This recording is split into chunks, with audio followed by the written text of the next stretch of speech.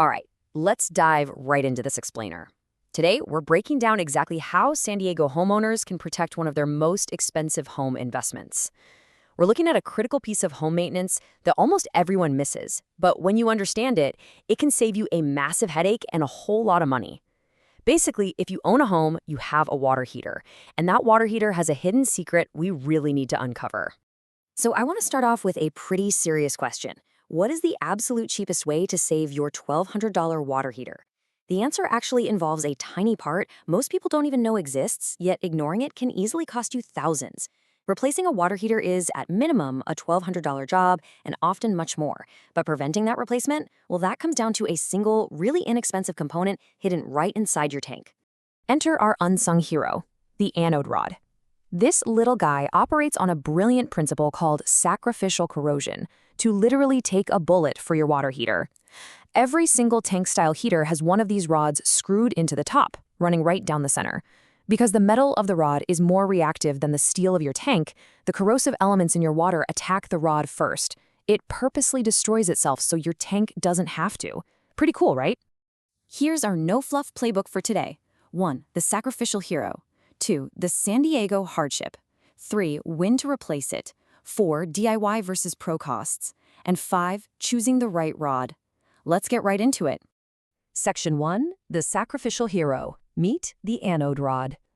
Now here's the harsh reality of how this chemistry works. Once the anode rod is fully consumed, your steel tank suddenly becomes the least reactive metal left in the system. And what happens? It immediately starts rusting from the inside out. The protection lasts exactly as long as the rod has material left to give up. The moment that sacrificial metal is gone, the water just starts eating right through the walls of your tank. So, you really want to be following this life cycle. Year 0 is when your new tank is installed. By year 2, you should be doing your first rod inspection. Years 3 to 5, that is your standard replacement window. If you catch the rod failure in that window, you can actually reach that extended tank life of 10 to 12 plus years. The Department of Energy actually points out that this specific check is one of the only things that genuinely extends the life of your tank. Section 2. The San Diego Hardship. Local water realities. If you live around here, you might already know this. San Diego's water runs incredibly hard across most of the county, and it hits the hardest in East County communities, places like El Cajon and Santee. This isn't just a minor annoyance for cleaning your shower doors, it literally has a direct chemical impact on the inside of your water heater. You have to compare the standard lifespan against our local San Diego reality. Standard water gives you that 3 to 5 year replacement window. But San Diego's hard water, or even homes with water softeners, completely accelerates that corrosion. Yep, even if you have a water softener, it speeds up the exact same chemical reaction. So locally, you are definitely going to demand a much shorter replacement window. Moving on to Section 3, when to replace it, signs of doom. You know, the craziest part is there's absolutely no warning light for this. There's no leak and no weird smell when the tank actually starts rusting. By the time you notice a puddle in your garage, your tank is probably already dead. The destruction happens totally out of sight. You literally must physically pull the rod out of the tank to check its health. And when you or a plumber do pull it out, here are the signs of a completely dead rod. If more than half the coating is gone or bare steel core wire is showing in patches, it's pretty much done. Actually, if you see 6 or more inches of bare wire exposed, it's definitely completely dead and offering zero protection. Oh, and if you're getting a rotten egg smell from the hot tap, that's a bacteria reaction, meaning it's time for a swap and a flush right away. 5. That number is your absolute hard deadline. If your heater is over 3 years old and has never been checked, or it's been over 5 years, you have a ticking clock. Do not wait for symptoms. If you've hit that 5-year mark without checking this rod, your tank is seriously operating on borrowed time. Section 4. DIY versus professional costs. Let's break down the economics here. If you're going the DIY route for parts alone, you're looking at just $20 to $80, assuming you have the proper tools and overhead clearance. Hiring a professional service, that's going to run about $150 to $300 depending on tank access, and if the old rod is stubbornly stuck. Now, if you want the pro's service, plus a tank flush, which is highly recommended standard maintenance, you're looking at the $200 to $400 range.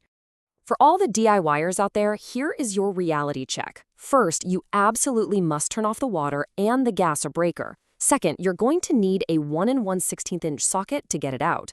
And third, this is where people always get stuck. Check to ensure you have 44 inches of overhead clearance.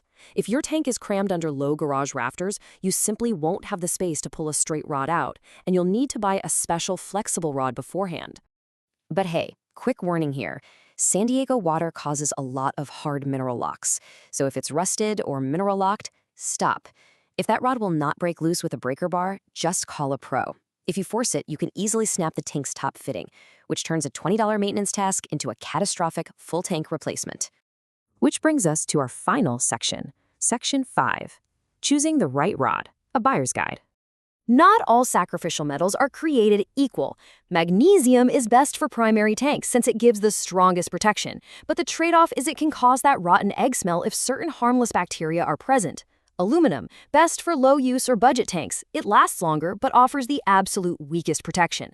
Then there's aluminum zinc. This is arguably the best for San Diego homes, especially those with softeners. It splits the difference on protection and entirely prevents that gross sulfur smell. Also, keep in mind that manufacturer tank warranties, which are typically 6 to 12 years, literally require a functional anode rod for their corrosion coverage to even apply. Letting that rod completely deplete gives them the legal right to completely deny your warranty claims if the tank rusts out. So I'll leave you with this question. Is ignoring a $20 to $80 part really worth risking your $1,200 tank and completely voiding your warranty? It's the ultimate low-risk, high-reward maintenance task. Definitely something to think about before you go check on your own water heater today. Thanks for joining me on this explainer, and we'll catch you on the next one.